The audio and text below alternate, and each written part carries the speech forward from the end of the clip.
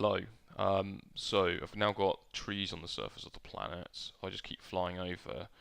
Um, you'll also notice the camera is now back to how it was. So the planet is always below the player's ship. I've decided to make the game more sort of planet-centric. Over here, I think there's going to be some water. No, there isn't. I've only at the moment I've put water, and it only appears underground. Eventually, it'll also appear on the surface, and the surface won't be entirely flat. So it'll be more varied.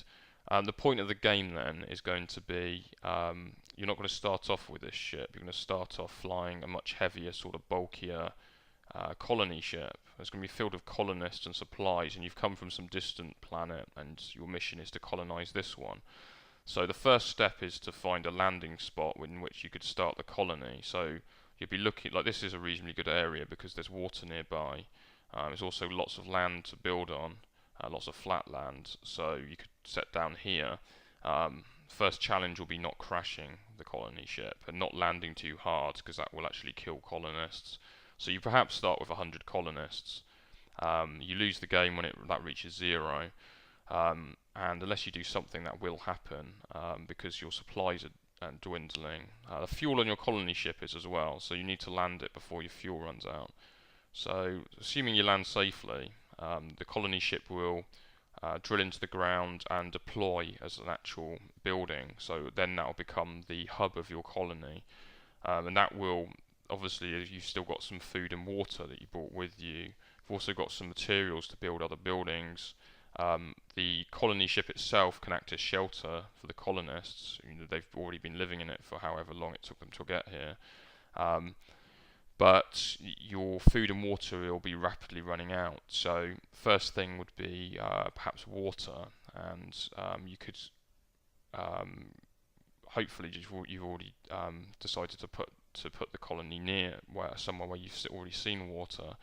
As soon as you've deployed the main colony hub, this little ship will come available, and this is going to be like a remote drone. Um, so so it's basically used for exploring. So you can use it to explore parts of to change whether change the camera position. But in addition to that, it's kind of at the start it'll be vital for defense as well because it's the only weapon you've got, the cannons on this thing. Um, if there's any sort of hostile creatures around that's come and trying to attack your colony, they'll attack the buildings and then indirectly attack the colonists. Then you can use this ship to destroy them. The drone can also be used to collect water. So if you just drop it into water and then bring it back to the colony, it will replenish their water supplies, and that will last for quite a while. So you won't have to keep going backwards and forwards. It's basically just to add that kind of find water element to the game. Now what you can do with water is then start to generate food, but first of all you need power. So I've got added a mouse cursor for building stuff and also for querying stuff.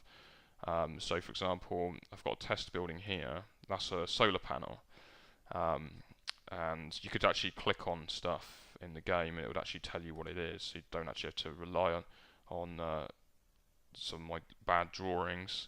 So that's a solar panel, and obviously it'll only collect power during the day. On the surface, sorry, it'll only collect power on the surface, and it'll only collect power during the day because I'm going to add a day-night cycle.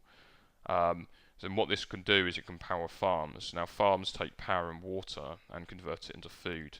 So you could build a couple of farms. Farms also require workers. So your colonists are basically your working population. So not only do you have to stop the colonist number falling to zero, you really want more colonists so you can create more structures. You can increase your population by building shelters, by building like accommodation buildings, um, and that will give you more colonists, which obviously you can then put to work in more buildings. Um, Over time, you will need more materials as well, because the materials you arrive with won't be enough. You can build a couple of buildings, but so I've got another building here, which is like a mining drill. Mining's important to get more resources. This building will dig. It basically digs deeper over time. Each block it digs through, it gives you the resources for that block.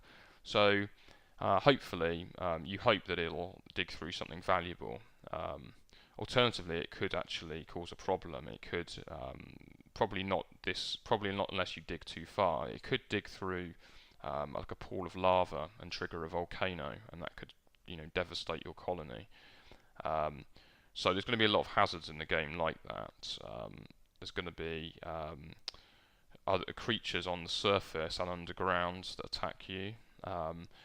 One thing you might have to do early on is build a fence either side of your colony to stop weaker creatures from getting in.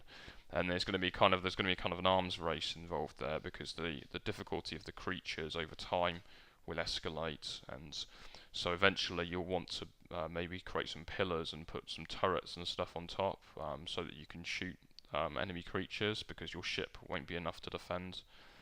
Additionally, you've got to find other stuff like fuel for this ship, or maybe it's solar powered. I don't know.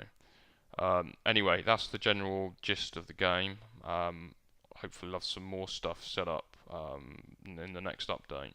Thanks for watching.